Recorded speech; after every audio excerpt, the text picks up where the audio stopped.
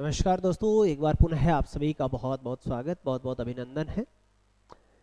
दोस्तों, हिंदी साहित्य इतिहास की उसी श्रृंखला को आगे बढ़ाते हुए हम बात आज करेंगे, वो करेंगे मिश्र बंधों की। और पूर्व की क्लास के अंतर्गत हम बात कर चुके थे, वो कर चुके थे जॉर्ज अब्राहम ग्रियर्सन की। जॉर्ज अब्राहम ग्रियर्सन की बात की थी। जॉर्ज अब्राहम ग्रियर्सन की रचना की हमने बात की थी। जॉर्ज अब्राहम ग्रियर्सन की रचना थी the modern vernacular literature of northern Hindustan, जिसका प्रकाशन वर्ष था 1888 ईस्वी और प्रकाशन हुआ था the royal Asiatic society of Bengal से। और आज की क्लास के अंतर्गत हम बात करेंगे, वो करेंगे मिश्र बंधु की। किसकी बात करेंगे? मिश्र बंधु की बात करेंगे, जो कि हिंदी साहित्य इतिहास के अंतर्गत काल विभाजन की सर्वप्रथम नींव डालने वाले, मतलब एक आधारशिला देने वाले, हिंदी साहित्य इतिहास के अंतर्गत काल विभाजन की सर्वप्रथम नींव डालने वाले मिश्र बंधुओं के संबंध में हम आज बात करेंगे। ठीक है, तो आज का जो टॉपिक रहेगा वो रहेगा मिश्र बंधु, और मिश्र बंधु के बारे में ही बात होगी। मिश्र बंधु का जन्म है वो इंडोजा लखनऊ यूपी में हुआ था। इंडोजा लखनऊ यूपी में इनका जन्म स्थान माना जाता है।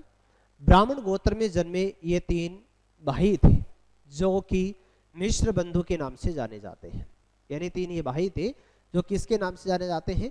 मिश्र बंधु के नाम से जाने जाते हैं। नंबर 1 पर बात आती है पंडित गणेश बिहारी मिश्र, दूसरे है राव राजा श्याम बिहारी मिश्र, राव राजा श्याम बिहारी मिश्र, और तीसरे थे इनमें वो थे बहादुर राय बहादुर सुखदेव बिहारी मिश्र।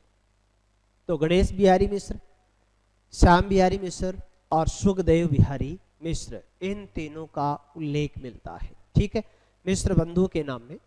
और इनकी जो रचना थी वो थी मिश्र बंधु विनोद। और मिश्र बंधु विनोद के 4 भाग थे, जिनमें प्रथम, द्वितीय और तृतीय भाग का प्रकाशन एक साथ हुआ था 1913 ईस्वी में, और चतुर्थ भाग का प्रकाशन हुआ था 1914 ईस्वी में। ठीक है, तो आज की जो हेडिंग रहेगी वो रहेगी मिश्र बंधु। और चलिए नंबर 4 पर, आपके विद्वानों में नंबर 4 पर है वो है मिश्र बंधु। तो आज की हेडिंग रहेगी वो रहेगी मिश्र बंधु।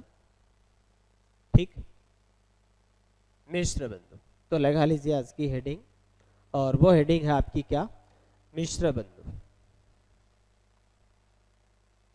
ठीक, हाँ जी। मिश्र बंधुओं के संदर्भ में पहली बात आपके पास आती है, वो ये आती है कि हिंदी साहित्य इतिहास के अंतर्गत, हिंदी साहित्य इतिहास के अंतर्गत क्या?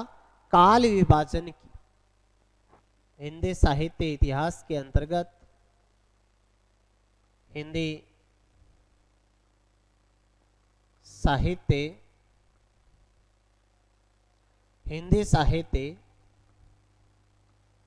इतिहास, हिंदी साहित्य इतिहास के अंतर्गत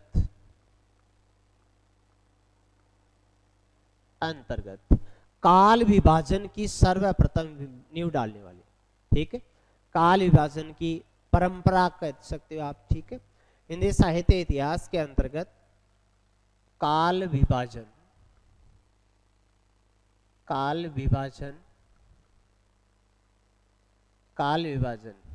यानी कालों में इतिहास को क्या किया था? विभाजित किया था। काल विभाजन की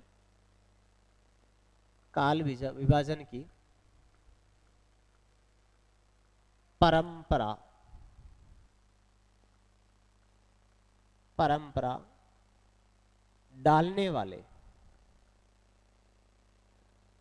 डालने वाले सर्वप्रथम इतिहासकार मिश्र बंधु माने जाते हैं।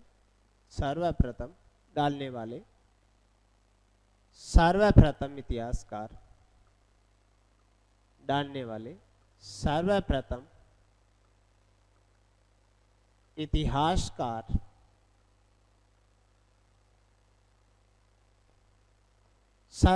इतिहासकार मिश्र बंधु माने जाते हैं। मिश्र बंधु माने जाते हैं। मिश्र बंधु माने जाते हैं। ठीक, याद रहे हिंदी साहित्य इतिहास के अंतर्गत काल विभाजन की परंपरा डालने वाले सर्वप्रथम विद्वान किसे माने जाते हैं? मिश्र बंधु माने जाते हैं। इनका जन्म इंडोजा लखनऊ यूपी माना जाता है। इनका जन्म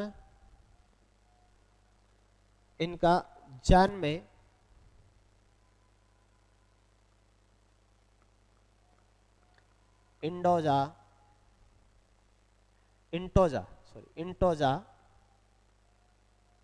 लखनऊ, ध्यान रखना, इंटोजा लखनऊ यूपी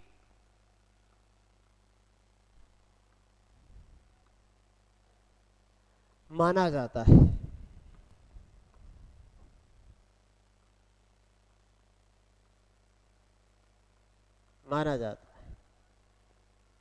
बेसिक जानकारी है, सामान्य जानकारी है, थोड़ी सी याद रख लेना। ठीक है, अब याद रखिएगा कि मिश्र ब्राह्मण गोत्र में जन्म लेने वाले, है ना, 3 भाई थे। तो याद रहिए मिश्र ब्राह्मण गोत्र में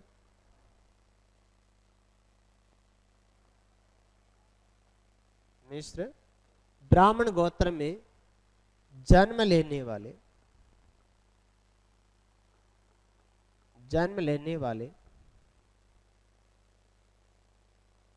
3 भाई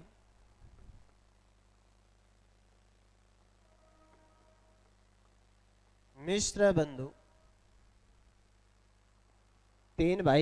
बंधु के नाम से जाने जाते हैं। मिश्र बंधु के नाम से जाने जाते हैं। मिश्र बंधु के नाम से जाने जाते हैं। ये 3 भाई कौन कौन से थे भाई? एक तो पंडित गणेश बिहारी मिश्र, नंबर 1, पंडित गणेश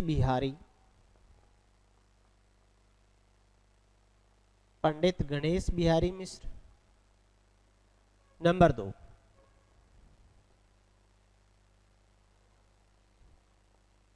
राव राजा श्याम बिहारी मिश्र। राव राजा श्याम बिहारी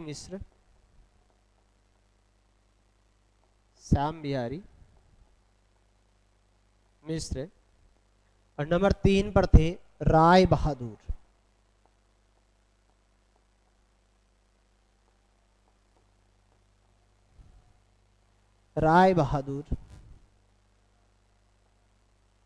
कौन?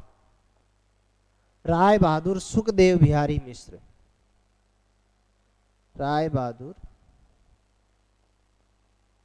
सुखदेव बिहारी मिश्र। एक नाम बहुत सी जगह गलत लिखा हुआ मिलता है, ध्यान रहे ये तीनों ही आधार माने। कौन?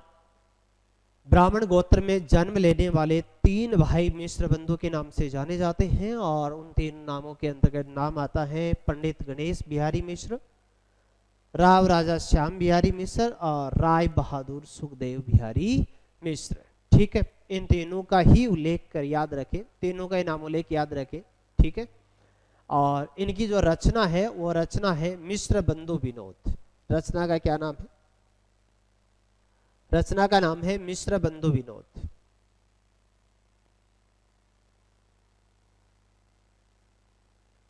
रचना मिश्र बंधु विनोद, मैं ये लिख देता हूं, रचना ध्यान रखना। रचना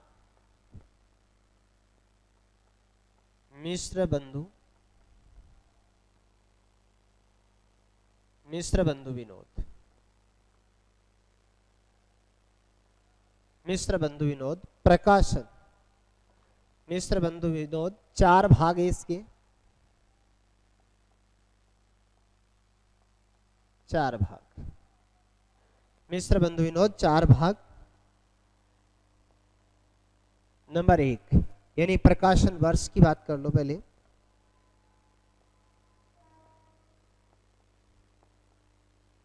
प्रकाशन वर्ष, प्रकाशन वर्ष 2 हैं, ध्यान रखिएगा। नंबर 1 पर बात करोगे तो प्रथम, द्वितीय और तृतीय भाग। ठीक, प्रथम, द्वितीय और तृतीय भाग ये हैं 1913 ईस्वी के। और चतुर्थ भाग की यदि बात करोगे, चौथे भाग की, तो चौथा भाग है वह है 1914 ईस्वी की। हालांकि इसकी तिथि गलत लिखी गई है, वो लिखी गई है 1934 ईस्वी। 1934 ईस्वी तिथि गलत प्रिंट है, तो याद रखिए 1914। कितनी याद रखोगे? 1914 याद रखोगे। हालांकि उल्लेख 1934 का है, लेकिन वो गलत होने के कारण से आप तिथि याद रखेंगे 1914। ठीक, तो इतनी की बात तो मूल बात है, ये तो मूल बातें याद रहे। देखिएगा, हिंदी साहित्य इतिहास के अंतर्गत काल विभाजन की परंपरा डालने वाले सर्वप्रथम इतिहासकार मिश्र बंधु माने जाते हैं। कौन माने जाते हैं? मिश्र बंधु माने जाते हैं। इनका जन्म है वह है इंटोजा, लखनऊ, यूपी माना जाता है। ब्राह्मण गोत्र में जन्मे, यानी मिश्र ब्राह्मण गोत्र में जन्म लेने वाले 3 भाई मिश्र बंधु के नाम से जाने जाते हैं, जिनमें नंबर 1 है पंडित गणेश बिहारी मिश्र, नंबर 2 राव राजा श्याम बिहारी मिश्र, नंबर 3 पर बात करें तो राय बहादुर सुखदेव बिहारी मिश्र। इनकी रचना की यदि बात करोगे तो इनकी रचना है मिश्र बंधु विनोद, जो कि कितने भागों में है? 4 भागों में है, जिसका प्रथम, द्वितीय और तृतीय भाग कब का है? 1913 ईस्वी का है। और यदि चतुर्थ भाग की बात करोगे तो इसकी उल्लेख की तिथि मिलती है, वो मिलती है 1934 ईस्वी। लेकिन 1934 ईस्वी मिस प्रिंटिंग की वजह से सही मानक रह जाएगी, वो रह जाएगी 1914 ईस्वी। ठीक है, अब देखिएगा इन्हें इस रचना की यानी मिश्र बंधु विनोद रचना की प्रमुख विशेषताओं की बात करते हैं। तो याद रहे दोस्तों, इस रचना के अंतर्गत लगभग 5000 कवियों का विवेचन किया गया है। कितने कवियों का विवेचन किया गया है? लगभग 5000 कवियों का विवेचन किया गया है। एग्जिट लगभग है 4591, 4591। और इस रचना के अंतर्गत अज्ञात कवियों को भी शामिल किया गया है। अज्ञात कवियों को क्या शामिल किया गया है? साथ साथ ही साहित्य के विविध अंगों पर भी प्रकाश डाला गया है। इस रचना में साहित्य के विविध अंगों पर भी क्या डाला गया? प्रकाश डाला गया है। और इसे हिंदी साहित्य इतिहास के अंतर्गत इतिवृत्तात्मक इतिहास पुस्तक के रूप में भी पढ़ा जाता है। यानी इतिवृत्तात्मक इतिहास पढ़ने को मिलता है। मतलब बहुत ही ज्यादा संग्रह की यदि बात करें तो सबसे ज्यादा संग्रह इस पुस्तक के अंतर्गत किया गया है, क्योंकि लगभग 5000 कवियों का विवेचन किया गया है। इसीलिए अपन ये कहते हैं या हम ये कहते हैं कि इतिवृत्तात्मक इतिहास इसी पुस्तक में हमारे को पढ़ने को मिल जाता है। यानी बहुत ज्यादा विस्तार हमारे को इसमें मिल जाता है। और सीधी सी बात, अगर प्रमुख विशेषताओं के अंतर्गत और बात करेंगे तो मिश्र बंधुओं ने हिंदी साहित्य इतिहास का काल विभाजन किया। और काल विभाजन में इन्होंने हिंदी साहित्य इतिहास को कुल 8 खंडों में विभाजित किया, यानी 8 भागों में या 8 काल खंडों में विभाजित किया। जिसमें पहले काल का इन्होंने नाम दिया था, वो दिया था आरंभिक काल। क्या दिया था? आरंभिक काल। 2 बातों में कंफ्यूज मत हो जाना। आरंभिक काल नाम दिया था मिश्र बंधुओं ने और प्रारंभिक काल दिया था डॉक्टर राम कुमार वर्मा ने। किसने दिया था? डॉक्टर राम कुमार वर्मा ने। ठीक है, तो याद रखना डॉक्टर राम कुमार वर्मा, हिंदी साहित्य का आलोचनात्मक इतिहास। ठीक है, रचना है उनकी है। ठीक है, तो इन्होंने काल विभाजन का सबसे पहला जो नाम दिया था वो दिया था आरंभिक काल। और आरंभिक काल को 2 श्रेणियों में विभाजित किया इन्होंने। एक तो दिया पूर्व आरंभिक काल और एक दिया उत्तरारंभिक काल। पूर्वारंभिक काल और उत्तरारंभिक काल। दूसरा इन्होंने काल विभाजन किया, वो किया माध्यमिक काल। कौन सा किया? माध्यमिक काल। माध्यमिक काल को भी 2 भागों में विभाजित किया। एक तो किया पूर्व माध्यमिक काल और दूसरा दिया था प्रौढ़ माध्यमिक काल। क्या दिया था? प्रौढ़ माध्यमिक काल। तीसरा इनका जो विभाजन था वो था अलंकृत काल। क्या था? अलंकृत काल, पूर्वालंकृत काल और उत्तरालंकृत काल। इस प्रकार से प्रारंभिक 3 काल विभाजनों को, यानी प्रारंभिक 3 खंडों को तो इन्होंने 2-2 भागों में विभक्त किया। कितने भागों में? 2-2 भागों में विभक्त कर दिया। पूर्वार्ध, उत्तरार्ध, यानी पूर्व और उत्तर, पूर्व और उत्तर। द्वितीय को पूर्व और प्रौढ़ नाम दे दिया और तीसरे को पूर्व और उत्तर नाम दिया। और चौथा इन्होंने दिया था, वो दिया था परिवर्तन काल, और पांचवा दिया था इन्होंने वर्तमान काल। इस तरह से इन्होंने 5 कालखंड बनाए और उनको वास्तविक रूप में काल विभाजन किया गया। वो किया गया कितने खंडों में? 8 खंडों में। कितने खंडों में किया गया? 8 खंडों में किया गया, क्योंकि पहले के 2 पार्ट, दूसरे के 2 पार्ट, तीसरे के 2 पार्ट। कितने पार्ट हो गए? 6 पार्ट हो गए। और एक परिवर्तन काल और एक क्या दिया? वर्तमान काल नाम दिया। ठीक है, इस तरह से इन्होंने इससे संपूर्ण अपने पुस्तक के अंतर्गत काल विभाजन का जो प्रयास किया गया है वो 8 खंडों में किया गया है। चलिए, तो थोड़ी सी हम बात कर लेते हैं और प्रमुख विशेषताओं की हम बात करते हैं। तो हेडिंग लगाइए आप, प्रमुख विशेषताएं। ठीक है, प्रमुख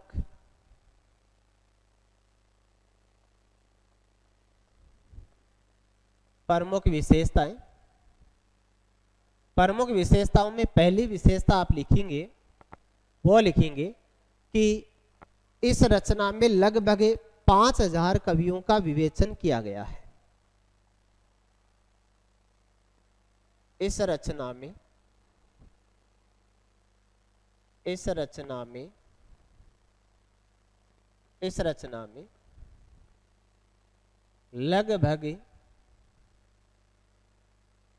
लगभग 5000 कवियों का विवेचन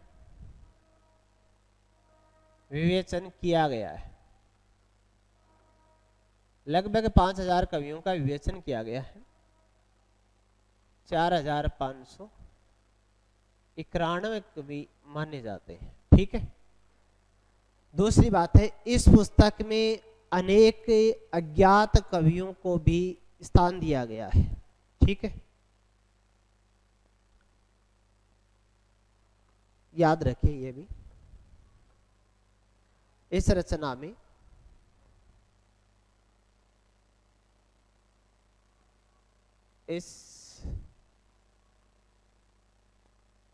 में अज्ञात कवि, यानी जिनकी जानकारी नहीं मिलती है, उनको भी स्थान दिया गया है।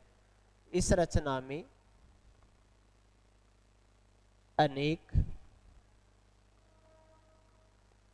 अज्ञात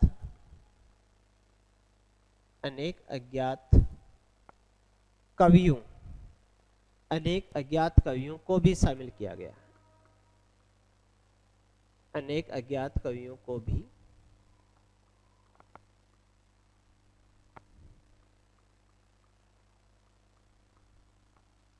शामिल किया गया है। अनेक अज्ञात कवियों को भी क्या किया गया है? शामिल किया गया है। साथ ही साथ इस पुस्तक के अंतर्गत या इस रचना में कवियों के विवेचन के साथ साथ साहित्य पर भी क्या दिया गया? बल दिया गया है।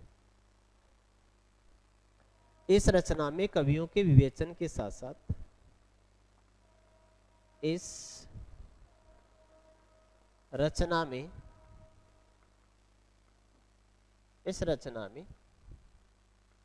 कवियों के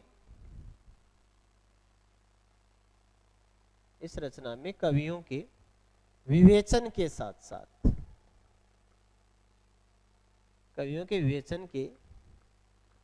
साथ साहित्य के विविध अंगों पर भी प्रकाश डाला गया है।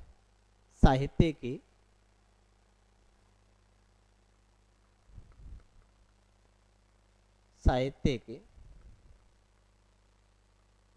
विविध अंगों पर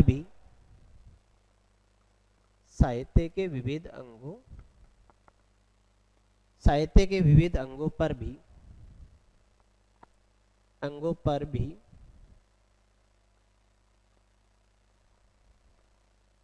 प्रकाश डाला गया है। ठीक, इस रचना में कवियों के विवेचन के साथ साथ साहित्य के क्या विभिन्न अंगों पर क्या डाला गया है, प्रकाश डाला गया है। ठीक है, विविध अंगों पर भी प्रकाश डाला गया है। हिंदी साहित्य का सर्वप्रथम इतिवृत्तात्मक इतिहास, मैंने बात बताई थी ना, हिंदी साहित्य का सर्वप्रथम इतिवृत्तात्मक इतिहास, हिंदी साहित्य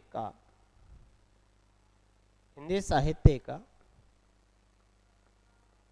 सर्वप्रथम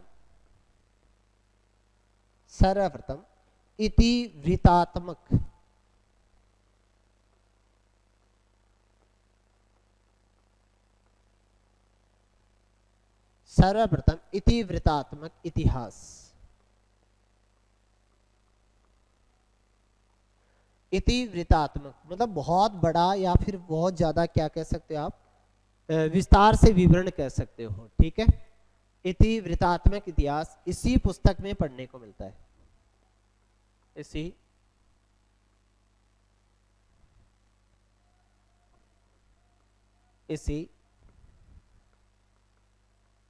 पुस्तक में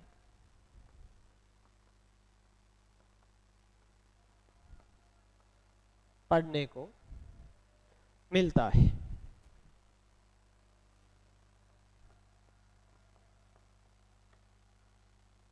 ठीक है, याद रख लीजिएगा, इतिवृत्तात्मक इतिहास इसी पुस्तक में पढ़ने को मिलता है। ठीक है, प्रश्न जनरली कई बार आ भी जाता है कि इतिवृत्तात्मक इतिहास किस रचना में पढ़ने को मिलता है, तो वो मिलता है मिश्र बंधु विनोद में। ठीक है, विशेषताओं में क्या क्या विशेषताएं कर ली। प्रमुख विशेषता नंबर 1 विशेषता है, इस रचना में लगभग 5000 कवियों का विवेचन किया गया है, 4591 का। इस रचना में अनेक अज्ञात कवियों को भी शामिल किया गया है। और साथ ही साथ तीसरी विशेषता पड़ी है कि इस पुस्तक में कवियों के विवेचन के साथ साथ साहित्य के विविध अंगों पर भी क्या डाला गया है, प्रकाश डाला गया है। और साथ ही साथ हिंदी साहित्य का सर्वप्रथम इतिवृत्तात्मक इतिहास पढ़ने को इसी रचना के अंतर्गत हमें प्राप्त होता है। इसके बाद में हम बात करते हैं तो वो करते हैं हिंदी साहित्य इतिहास का इनके द्वारा किया गया जो काल विभाजन था और इनके द्वारा दी गई तिथियां थी, उन तिथियों का विवेचन करते हैं। तो आगे की बात आती है, वो आती है काल विभाजन की। तो नंबर 4 बिंदु है, मिश्र बंधुओं ने संपूर्ण हिंदी साहित्य को, नंबर 4 मिश्र बंधु, क्या मिश्र बंधुओं ने, इस क्या करोगे, मिश्र बंधुओं ने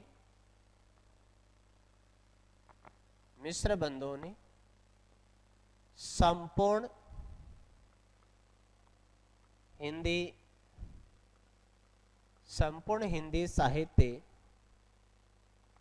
इतिहास को, संपूर्ण हिंदी साहित्य इतिहास को 8 काल खंडों में विभाजित किया है। ठीक, कितने खंडों में, संपूर्ण हिंदी साहित्य इतिहास को 8 कालखंड,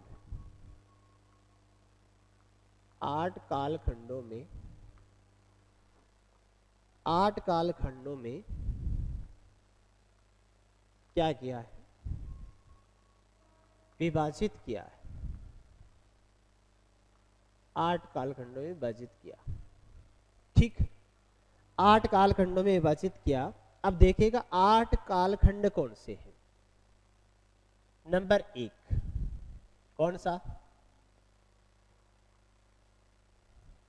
आरंभिक काल, आरंभिक काल। नंबर 2 माध्यमिक काल,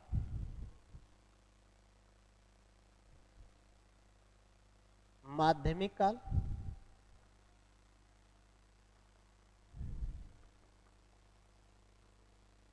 नंबर 3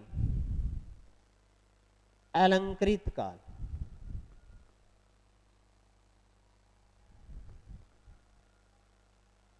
अलंकृत काल। नंबर 4 परिवर्तन काल।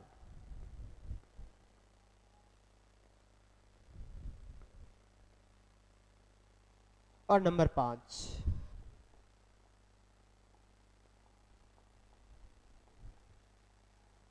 वर्तमान काल। वर्तमान काल। अब देखो 8 कालखंड कैसे बने, तो इन्होंने जो आपका आरंभिक काल था, उस आरंभिक काल की जो समय सीमा मानी है वो मानी है विक्रम संवत 700 से विक्रम संवत 700 से 1444 कहाँ तक, 1444। और 2 विभाजन किए इसके। 2 विभाजन में एक तो था पूर्व, इसका मतलब पूर्वारंभिक काल। पूर्वारंभिक काल को माना इन्होंने 700 से 1343 तक। कहां तक माना है, 700 से 1343 तक माना है। 1343 विक्रमी संवत। ठीक है, कब से माना है, 700 से 1343 विक्रमी संवत। और उत्तरारंभिक काल,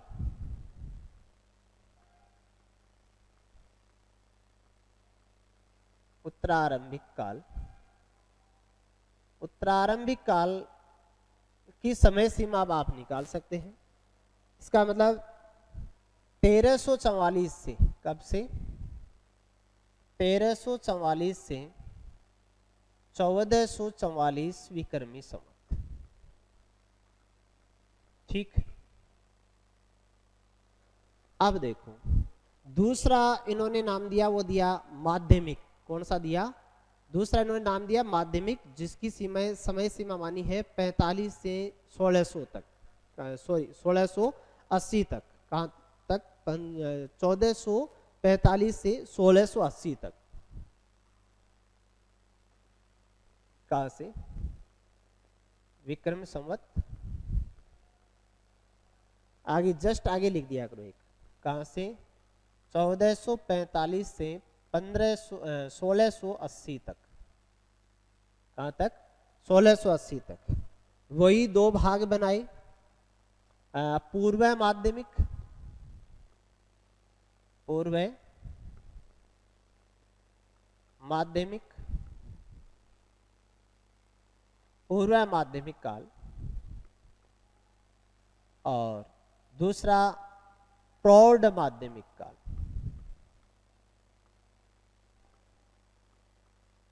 प्रौढ़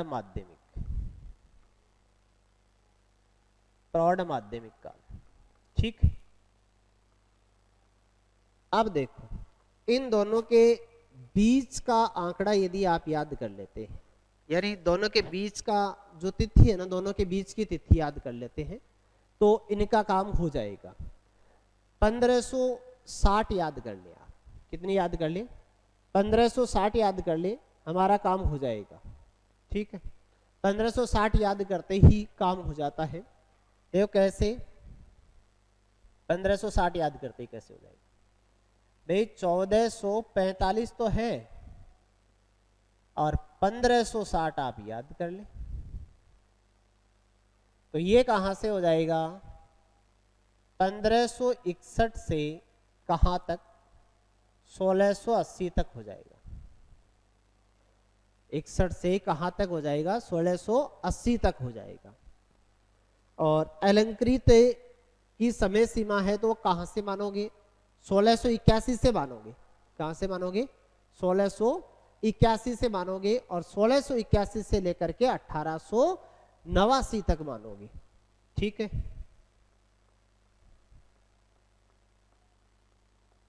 कहां से मानोगे? 1681 से कहां तक? 1889 तक। और इन दोनों के बीच का आंकड़ा है वो 1790 है। कितना है? 1790 है। देखो मैं याद करने का तरीका बताऊंगा, इनका काल विभाजन को कैसे याद रखोगे आप। एक तो है कौन सा? पूर्वालंकृत। कौन सा है? पूर्वालंकृत।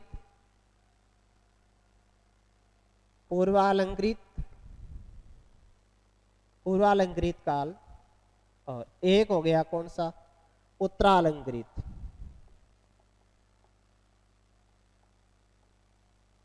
उत्तरालंकृत, पूर्वालंकृत काल और उत्तरालंकृत काल। पूर्वालंकृत और उत्तरालंकृत। पूर्वालंकृत को कहां से मानोगे? कहां से मानोगे रे? हाँ, 1681 से 1700 कितनी याद कर लो। ये 60 है तो आगे वाला कितना? ये 60 है तो आगे वाला कितना? ये 80 है तो आगे वाला कितना आ जाएगा? 90 आ जाएगा। 90 आ गया। ठीक है, याद करने का तरीका बताऊंगा, आसान है, कोई ज्यादा कठिन नहीं है। ठीक है, देखो इसके बाद यदि बात करोगे तो आगे वाला कहां से आ गया? 1791 से आ गया। ये 1791 से कहां तक? 1889 तक। ठीक है, और इसके बाद में वर्तमान काल के लिए दर्शाना है तो वर्तमान काल के लिए लास्ट वाला दर्शाना है 1925 तक। कहां तक? 1925 तक। तो कहां से आ गया? ये 90 से आ जाएगा। तो विक्रम संवत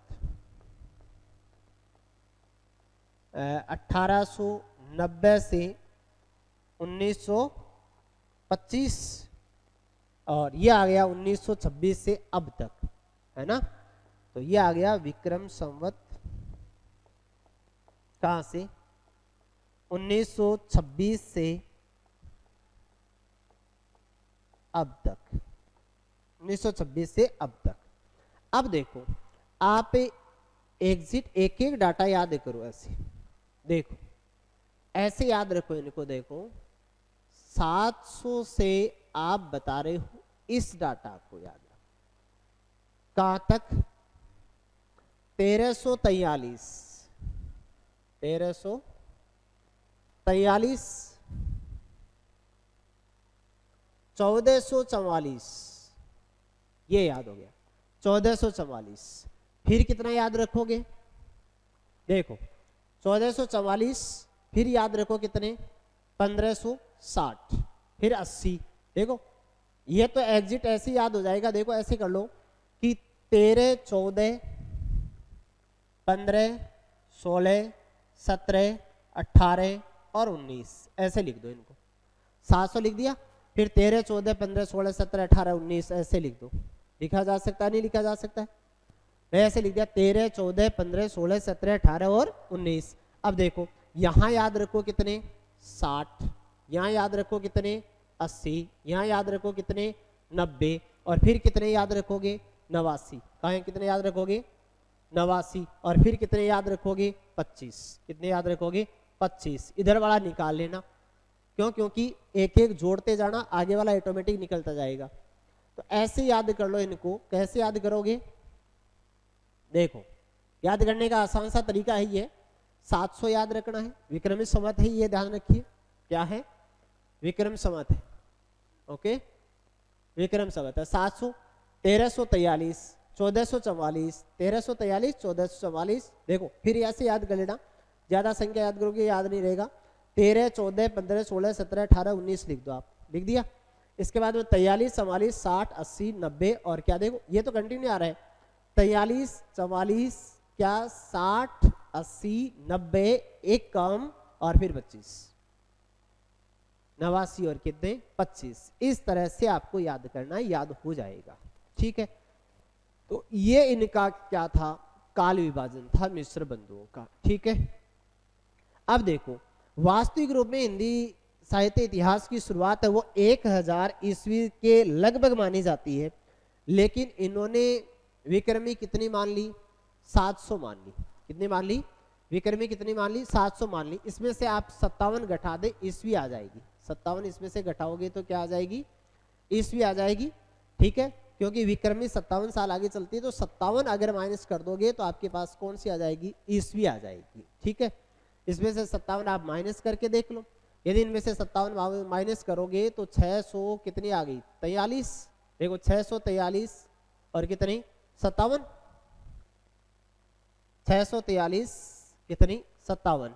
देखो जीरो, क्या जीरो और क्या 7।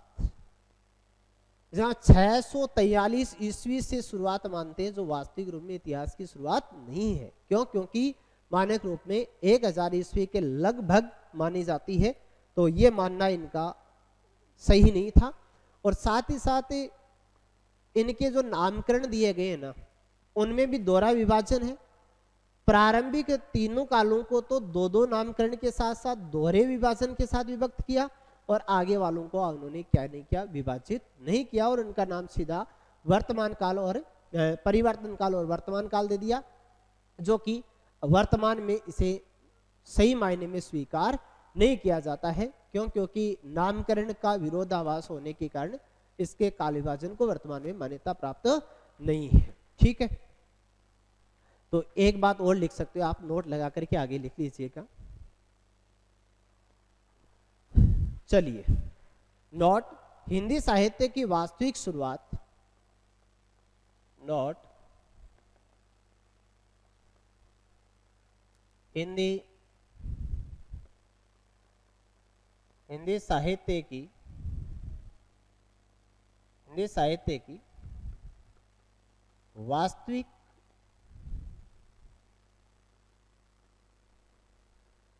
वास्तविक शुरुआत 1000 ईस्वी से, मतलब लगभग मानना है वो कहां तक का है, 1000 ईस्वी के लगभग मानी जाती है। 1000 ईस्वी के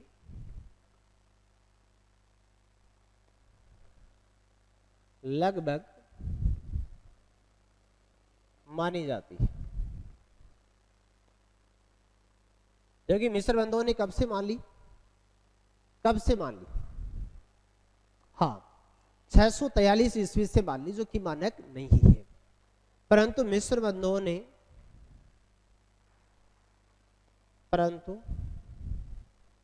यह लिख लीजिए, परंतु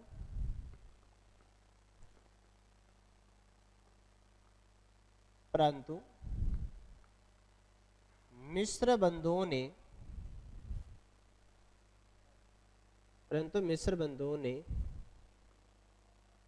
इस काल विभाजन में, इस काल विभाजन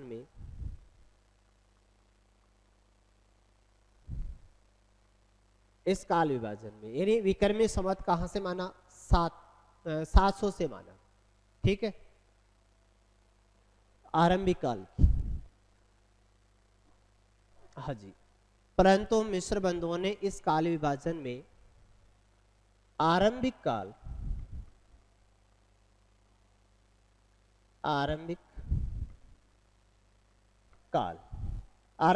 कब से, आरंभिक काल 700 विक्रमी संवत निर्धारित किया है, निर्धारित किया है। ठीक है, निर्धारित किया है, जिसके कारण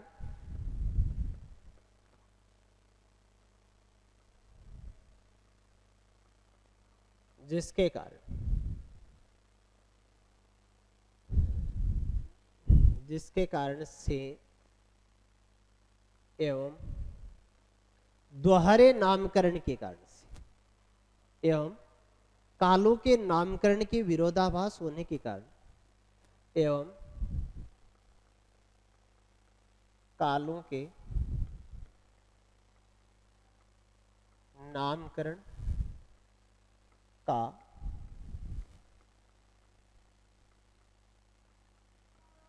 नामकरण का विरोधाभास होने के कारण, होने के कारण, होने के कारण, इस होने के कारण इस काल विभाजन को, होने के कारण इस काल विभाजन को, इस काल विभाजन को वर्तमान में मान्यता या वर्तमान में स्वीकार नहीं किया गया है, वर्तमान में स्वीकार नहीं किया जाता है, नहीं किया जाता है। ठीक, अब देखो बंधु, इस मिश्र बंधु विनोद के अलावा भी इनकी एक रचना और मिलती है हिंदी नवरत्न के नाम से। किसके नाम से मिलती है? हिंदी नवरत्न के नाम से भी प्रसिद्ध हुई है, जिनमें हिंदी के 9 कवियों को, यानी 9 कवियों को इन्होंने शामिल किया है। कितने कवियों को? 9 कवियों को उसमें शामिल किया है। तो एक नोट लगा करके वो लिख लिया, विशेष तथ्य में लिख लिया आप, विशेष तथ्य,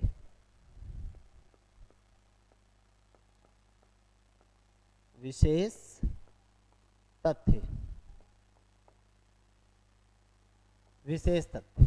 नंबर 1, मिश्र बंधु विनोद पुस्तक के अलावा भी मिश्र बंधु विनोद, मिश्र बंधु विनोद, मिश्र बंधु विनोद पुस्तक के अलावा भी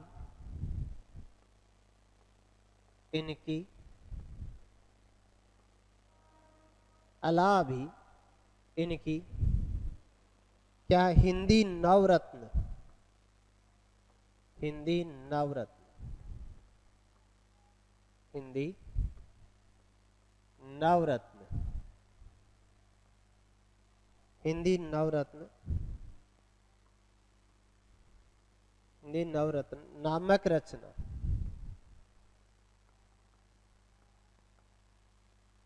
नामक रचना भी प्रसिद्ध हुई है।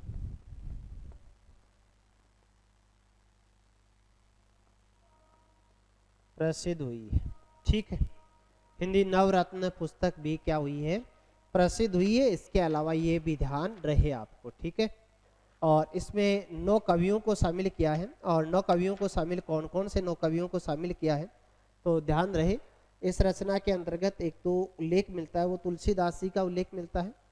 तुलसीदास जी है, सूरदास जी है, और देव कवि का, सूरदास जी, तुलसीदास जी है, देव कवि है, बिहारी है। ठीक है, त्रिपाठी बंधु है, त्रिपाठी बंधु। ठीक है, त्रिपाठी बंधु में 2 और कौन शामिल हो गए? मत्तीराम और भूषण, और एक कबीरदास जी हो गए, एक चंद बरदाई हो गए, और एक भारतेंदु हरिश्चंद्र की बात है।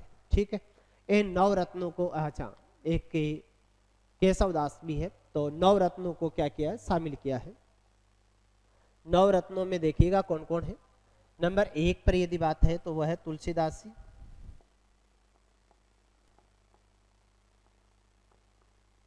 कौन कौन है? तुलसीदास जी है। नंबर 2 पर बात करो तो सूरदास जी है। नंबर 3 पर यदि बात करोगे तो वो है आपके, हाँ, तुलसीदास जी, सूरदास जी, देव कवि, देव कवि, बिहारी,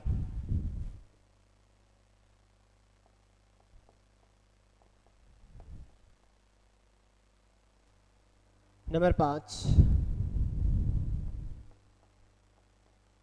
त्रिपाठी बंधु। इसमें भूषण और मत्तीराम को शामिल कर लो। भूषण व मत्तीराम, भूषण व मत्तीराम, नंबर 6 पर बात करोगे तो कबीरदास।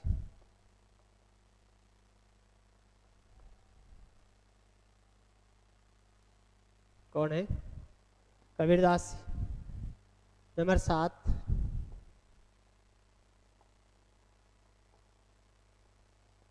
केशवदास। नंबर 8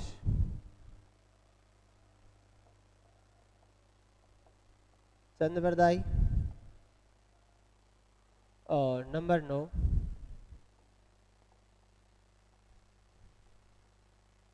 भारतेंदु हरिश्चंद्र। भारतेंदु हरिश्चंद्र ये शामिल है दादा। मिश्र बंधु विनोद के अलावा भी इनकी एक रचना और प्रसिद्ध हुई है और वह है हिंदी नवरत्न। ठीक। और हिंदी नवरत्न में इन्होंने क्या इन 9 कवियों का विवेचन किया है। 9 कवियों का विवेचन। किसका? 9 कवियों का विवेचन। ठीक है। निम्नलिखित 9 कवियों को शामिल किया है। यहाँ लिखना चाहो तो लिख देना, निम्नलिखित 9 कवियों को शामिल किया है। ठीक है। 1910 की है ये वैसे। 1910 ईस्वी में रचित इस रचना में निम्नलिखित 9 कवियों को शामिल किया है। ठीक है।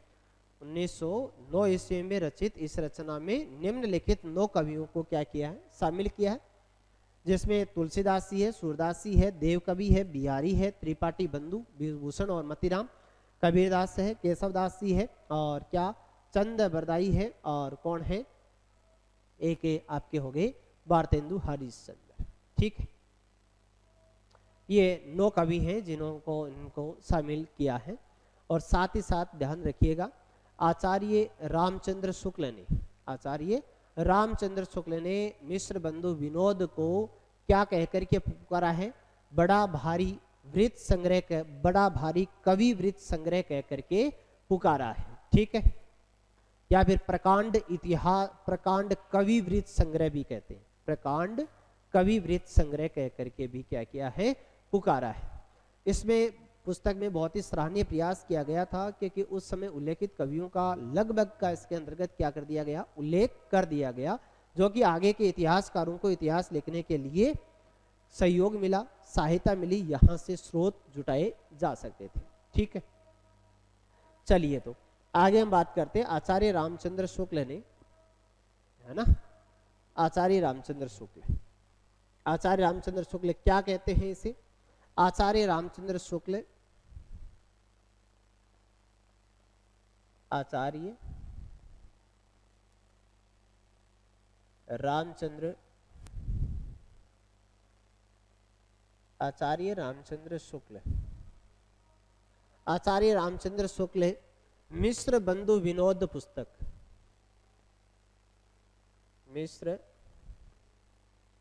मिश्र बंधु विनोद, मिश्र बंधु विनोद पुस्तक को भी इतिहास पुस्तक के रूप में, इतिहास पुस्तक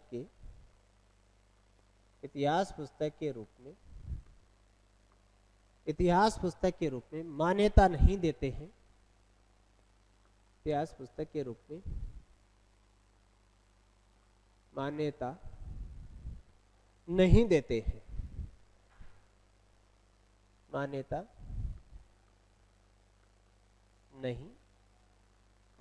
नहीं देते। ठीक, मान्यता नहीं देते हैं। इन्होंने इस रचना को, इन्होंने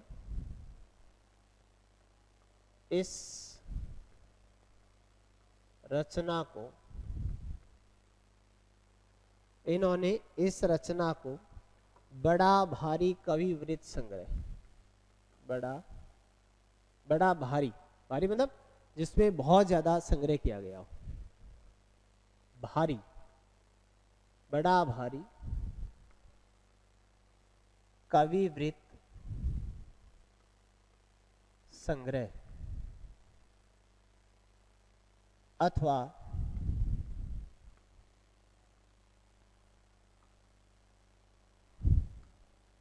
अथवा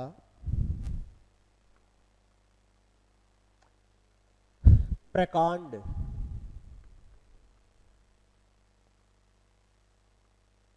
कविवृत्त संग्रह। ठीक, प्रकांड कविवृत्त संग्रह एवं मिश्र बंधों को परिश्रमी संकलन करता कहकर पुकारा है। एवं मिश्र बंधुओं को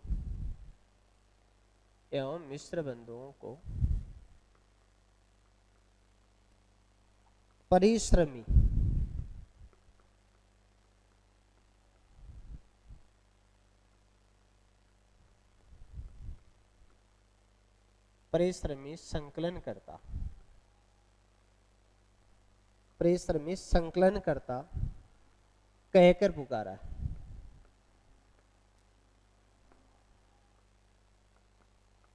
पुकारा है। ठीक, याद रख लेना कि आचार्य रामचंद्र शुक्ल मिश्र बंधु विनोद को भी इतिहास पुस्तक के रूप में मान्यता नहीं देते हैं और इन्होंने इस पुस्तक को क्या कह करके पुकारा है, ये ध्यान में रहे, क्या कह कर पुकारा, बड़ा भारी कविवृत्त संग्रह अथवा प्रकांड कविवृत्त संग्रह कह करके क्या किया है, पुकारा है। ठीक है, एक विशेष तथ्य और लिखना चाहूं तो ये कह सकते हो आप कि इस पुस्तक में वर्णित अधिकांश विशेष सामग्री है ना, वो नागरिक प्रचारणी सभा काशी द्वारा क्या प्रकाशित करवाई गई है, या नागरिक प्रचारणी सभा काशी के द्वारा करवाए गए हैं। ठीक है, मतलब बहुत से स्रोत हैं वो नागरिक प्रचारणी सभा काशी द्वारा माने जाते हैं। तो एक और लिखना चाहो तो लिख लो, वैसे कोई खास विशेष बात है नहीं ही है। इस पुस्तक में वर्णित अधिकांश विशेष सामग्री, इस पुस्तक में वर्णित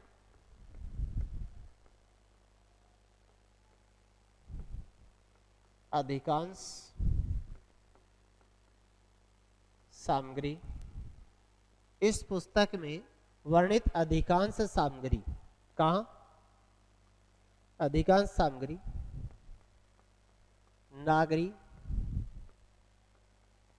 नागरिक प्रचारणी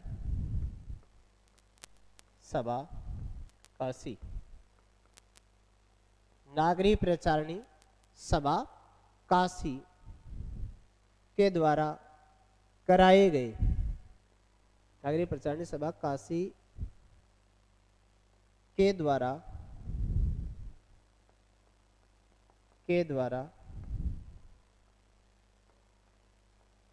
करवाए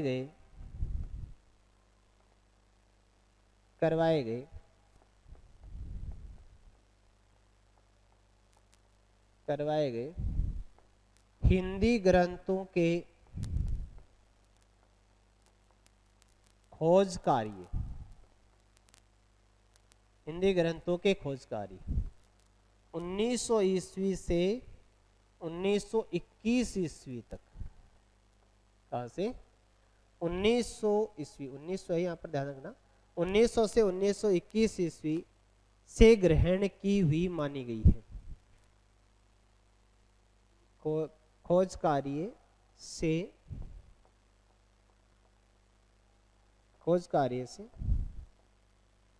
ग्रहण की हुई मानी जाती है। ओके, ये हो गया अपना कौन, मिश्र बंधु। बहुत अच्छी बातें हैं मिश्र बंधु विनोद के संबंध में। एक बार पुनः इसका थोड़ा सा रिवाइज कर लेते हैं, देख लेते हैं क्या क्या आपने पढ़ा है। देखिएगा, हमारा चौथा विद्वान था, वो था चौथे विद्वान के रूप में हमने पढ़ा है मिश्र बंधुओं के बारे में। और मिश्र बंधुओं के बारे में यदि हम सबसे पहले बात करें तो हिंदी साहित्य इतिहास के अंतर्गत काल विभाजन की परंपरा डालने वाले सर्वप्रथम इतिहासकार यदि माने जाते हैं तो वो किसको माने जाते हैं, मिश्र बंधुओं को माने जाते हैं। मिश्र बंधुओं का जन्म कहाँ बताया गया है, इंटोजा लखनऊ यूपी। ब्राह्मण गोत्र में जन्म लेने वाले ये तीन भाई मिश्र बंधुओं के नाम से क्या किए जाते हैं, जाने जाते हैं। किसके नाम से जाने जाते हैं, ये 3 भाई हैं और तीनों भाई किसके नाम से जाने जाते हैं? मिश्र बंधुओं के नाम से जाने जाते हैं, जिसमें एक तो है आपके पास कौन? पंडित गणेश बिहारी मिश्र। नंबर 2 पर बात करें तो राव राजा श्याम बिहारी मिश्र, और नंबर 3 पर बात है तो वह है राय बहादुर सुखदेव बिहारी मिश्र। मिश्र बंधुओं की रचना का नाम मिश्र बंधु विनोद है, जिसके 4 भाग हैं। प्रकाशन वर्ष की बात करें तो इसका प्रथम, द्वितीय और तृतीय भाग है वो 1913 ईस्वी का है, और चतुर्थ भाग है 1934 ईस्वी उल्लेखित है, लेकिन गलती से प्रिंट होने के कारण माना जाए कौन सा? 1914 ईस्वी माने। और इसके बाद हमने प्रमुख विशेषताओं के बारे में पढ़ा है कि इस रचना में लगभग 5000 कवियों का विवेचन किया गया है, एग्जिट लगभग है 4591 कवियों का, और इस रचना के अंतर्गत अनेक अज्ञात कवियों को भी शामिल किया गया, स्थान दिया गया है। नंबर 3 पर बात की कि इस रचना में कवियों के विवेचन के साथ साथ साहित्य के विविध अंगों पर भी प्रकाश डाला गया है। हिंदी साहित्य का सर्वप्रथम इति वृत्तात्मक इतिहास इसी पुस्तक में पढ़ने को में मिलता है। बहुत से कवियों का विवेचन दिया गया है, और विवेचन दिया जाने के कारण बहुत बड़ा संग्रह हमारे को यहाँ से प्राप्त हो जाता है। देखिएगा, मिश्र बंधुओं ने संपूर्ण हिंदी साहित्य इतिहास को 8 खंडों में विभाजित किया है, जिसमें आरंभिक काल, आरंभिक काल, और देखो नाम याद रख लेना, आरंभिक काल, माध्यमिक काल, अलंकृत काल, परिवर्तन काल और वर्तमान काल।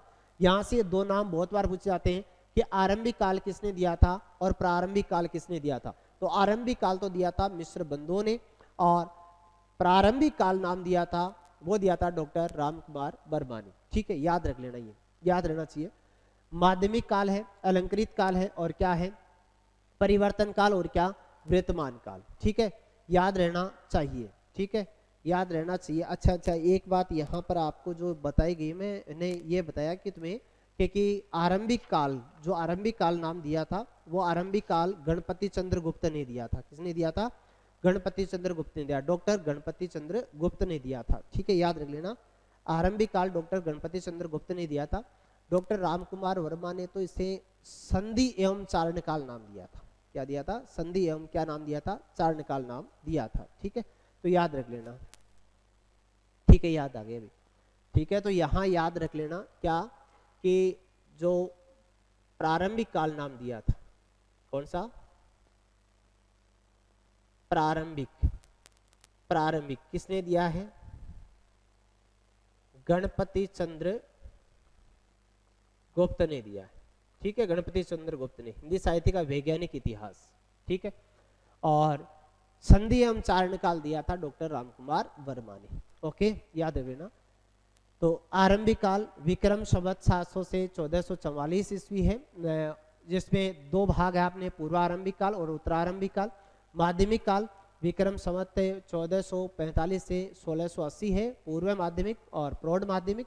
अलंकृत काल 1681 ईस्वी से 1889 ईस्वी है। वर्तमान काल और परिवर्तन काल में विक्रम संवत 1890 से 1925 है, और वर्तमान काल विक्रम संवत 1926 से अब तक है। ठीक है, ऐसे डाटा याद कर लेना। 700, 1343, 1444, 1560, 1680, 1790 और 1889 और 1925। ठीक है, वो जरूर याद रखना, आप थोड़ा सा ध्यान देना उस पर। ठीक है, पूर्व में मैंने एक बार बोला था, यहाँ पर जब काल विभाजन का नाम लिया था उसमें भी बोला था, तो ये जरूर याद रखिए आपको। कौन सा? प्रारंभिक काल नाम दिया था किसने? गणपति चंद्र गुप्त ने, डॉक्टर गणपति चंद्र गुप्त ने दिया था, तो ये याद जरूर रखिए। ठीक है, यहाँ मिस्टेक मत कर देना।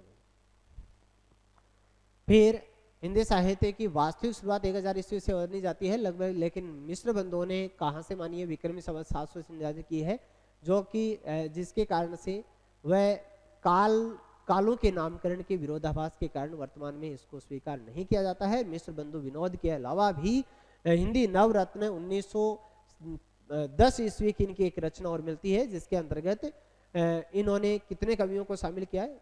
9 कवियों को शामिल किया है। तुलसीदास है, सूरदास है, देवकवि है, बिहारी है, त्रिपाठी बंधु है, कबीरदास है, केशवदास है, चंद्रवरदाई है और भारतेंदु हरिश्चंद्र है। ठीक है, आचार्य रामचंद्र शुक्ल ने भी इसको पुस्तक के रूप में, यानी इतिहास पुस्तक के रूप में न स्वीकार करते हुए इसे क्या कहा है? बड़ा भारी कवि वृत्त संग्रह अथवा प्रकांड कवि वृत्त संग्रह कहकर के पुकारा, और मिश्र बंधुओं को परिश्रमी संकलन करता कहकर के पुकारा है। ठीक है, और इस पुस्तक में वर्णित अधिकांश सामग्री नागरिक प्रचार सभा काशी द्वारा करवाए गए हिंदी ग्रंथों के खोज कार्य 1900 से 1921 से क्या ग्रहण किए हुए माने जाते हैं। तो हमने ये जो बात कर ली है वो कर ली है किसके संदर्भ में, मिश्र बंधुओं के संदर्भ में। अगली क्लास के अंतर्गत हम बात करेंगे, वो करेंगे आचार्य रामचंद्र शुक्ल की बात करेंगे। तो एक एक इतिहासकार के बारे में पढ़ते जाइए, एक एक इतिहासकार के बारे में पढ़ते जाओगे, याद होता जाएगा। ठीक है, बहुत ही आसान है, कोई कठिन नहीं है, इजी वे में आप तैयार कर सकते हैं। तो ओके, धन्यवाद, थैंक यू दोस्तों।